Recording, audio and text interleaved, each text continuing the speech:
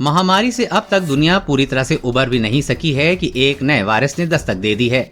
Monkey pox एक ऐसी बीमारी जो दशकों से अफ्रीकी लोगों में आम है, लेकिन अब वो दुनिया के अन्य देशों में भी फैल रही है।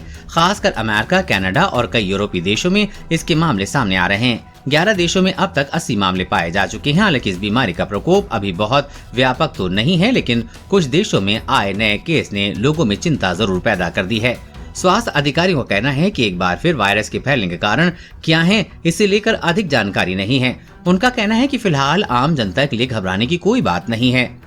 ब्रिटेन के सार्वजनिक स्वास्थ्य कार्यालय में राष्ट्रीय संक्रमण सेवा के उपनिदेशक निक फिंग ने कहा है कि इस बात पर जोर देना महत्वपूर्ण है कि मंकी पॉक्स लोगों के बीच आसानी से नहीं फैलता है और आम जनता के लिए जोखिम बहुत कम है। साउथहैम्पटन विश्वविद्यालय में वैश्विक स्वास्थ्य मामले पर रिसर्च करने वाले सीनियर रिसर्चर माइकल हेड का कहना है कि वर्तमान समय में वायरस का संक्रमण क्यों फैल रहा है, इसके बारे में जानकारी अभी कम है, लेकिन उन्हें नहीं लगता कि लोगों को संक्रमण के स्तर से उस हद तक डरने की जरूरत है जैसे कि कोरोना वायरस महामारी में देखा गया था।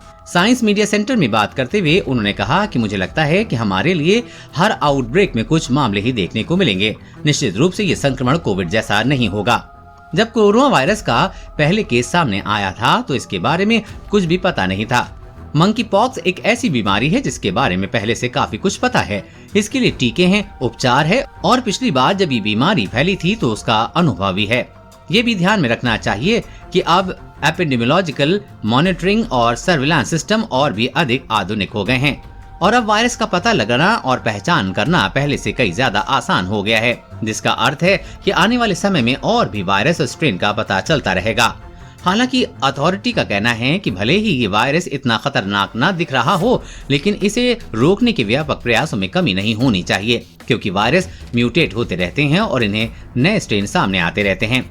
इसकी वैक्सीन और उपचार उपलब्ध है। दशकों से एक समुदाय को प्रभावित करने वाला ये वायरस जाना पहचाना हुआ है और इसके टीके और उपचार उपलब्ध हैं।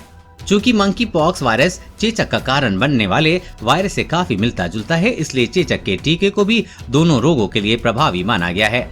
United states centre for disease control and prevention ने अपनी वेबसाइट पर बताया है कि मंकी पॉक्स के संक्रमण के लिए वर्तमान में कोई विशेष उपचार उपलब्ध नहीं है, लेकिन दवा के साथ इसके फैलने को नियंत्रित किया जा सकता है।